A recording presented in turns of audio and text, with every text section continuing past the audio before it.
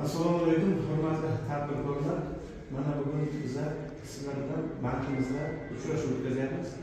Uchrashuvni o'tkazishimizdan maqsad bizlarda o'zimizda mavjud bo'lgan kredit produktlarini sizlar bilan tanishtirish, sizlarga buni to'liq yetkazish borasida bo'ladi. Bizning bankimizda har xil turdagi kredit produktlari mavjud bo'lib, hozirgi kunda sizlardek tadbirkorlar o'z yo'nalishlar bo'yicha murojaat qilyapti. Bu produktlar misol uchun mana biznesga birinchi qadam.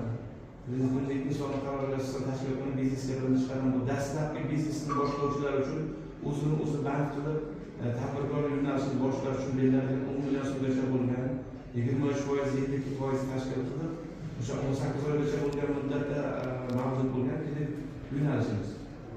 Bundan tashqari tadbirkorlarimizga 100 million so'mgacha bo'lgan faoliyatini eng kamida 1 yil bo'lgan boshlaganiga muqobil kredit aylanmasiga ega bo'lgan va o'sha tadbirkorligi namunali yo'nalishga ketadigan tadbirkorlar beriladigan kredit yo'nalishimiz ham bor.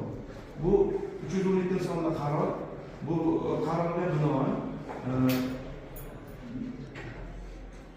yaxshi aylanmaga ega bo'lgan tadbirkorlar, misol uchun aylanma mablag'i uchun 18 oygacha o'sha 312 sonli qaror bo'yicha agar kimdadir tadbirkorlik faoliyati bo'lib o'sha asbob uskunaga jihozga olinsa, bu 7 yil muddatga, 84 oyga muddatgacha bo'lgan davrga beriladi. Bundan tashqari hozir bizning bankimiz yoshlarga keng e'tibor berib, 7 sonli qaror kabi kelajakka birinchi qadam bu ya'ni bitiruvchi kurslarga yangi kredit liniyamiz ochilgan. Bunda 10 million so'mgacha dastlabki biznesni boshlash uchun bitiruvchi kurslarga kredit beriladi. Bu albatta 21% stavkada. O'sha buni muddati o'sha 18 oygacha. Xuddi biznesga birinchi qadammi, bu kelajakka birinchi qadam. Bu ya'ni misol uchun talabalar yangi start boshlashi biznesga. Bu uchun tartibda 10 million so'mgacha beriladi.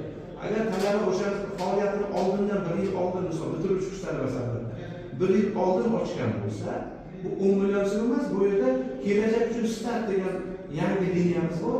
Bunda u holatda 300 million so'mgacha Markaziy bankning moliyaviy stavkasining +4% ziyod miqdorda, ya'ni misol uchun 17,5-18% miqdorida 300 million so'mgacha bo'lgan miqdorda kreditlar ajratiladi.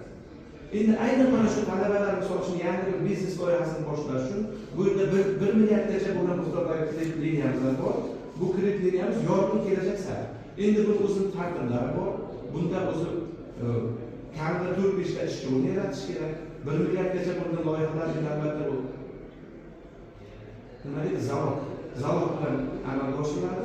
Shuning uchun bu yoshlarga keng imkoniyat. Shuning uchun mana sizlar ishlaringizda tadbirkorlar, ishlaringizda yoshlar ko'p. Mana shu bizning taqdim qilingan kredit produktlardan unumli foydalanishlaringizni maslahat beraman. Agar kimdadir mana shu holatlar bo'yicha qanaqadir murojaat bo'lsa, bemalol murojaat qilishlaringiz mumkin. Savollar bo'lsa, mana. Birinchi savol bor edi. Prezidentimizning 7 sonli qaror bo'yicha biznesga birinchi qadam loyihasi tashkil qilindi. Shu bo'yicha qanday kredit olsam bo'ladi? Shunday. Biznesga birinchi qadam o'sha prezidentimiz 7 sonli qarorga asosan siz dastlab o'zingiz band qilasiz. Band qilib endi mana bu davlatga to'lanadigan bir raqam miqdordagi to'lov bor, 375 ming. Bunda sizga staj o'tadi. Shundan keyin o'sha o'zingiz band qilgandan keyin bizlar boya aytgandek o'sha 18 oy muddatga 23% miqdordagi foiz bilan biz sizga 10 million so'mgacha kredit beramiz. Agar bu holatda siz yaxshi namunal tarzda yopsangiz, bundan keyin mana bu hozirgi aytgan yo'nalishlarimiz bo'yicha bu miqdor oshib boradi. Yana kimda savol bor? Misollarda mana yakka tadbirkorligim bor. Ham bitiruvchi kurs talabasini endi 300 million so'm kredit olishim uchun qanday hujjatlar talab qilinadi qo'shimcha? Tushunarli.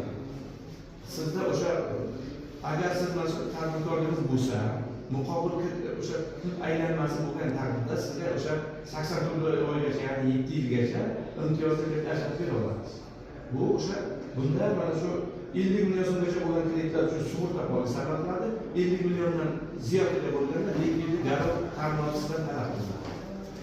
Faqatki muqobil o'sha aylanmaga ega bo'lgan faoliyati stabil holatda ketadigan tadbirkor yana bitirib chiqish talabalarga amal qiladi.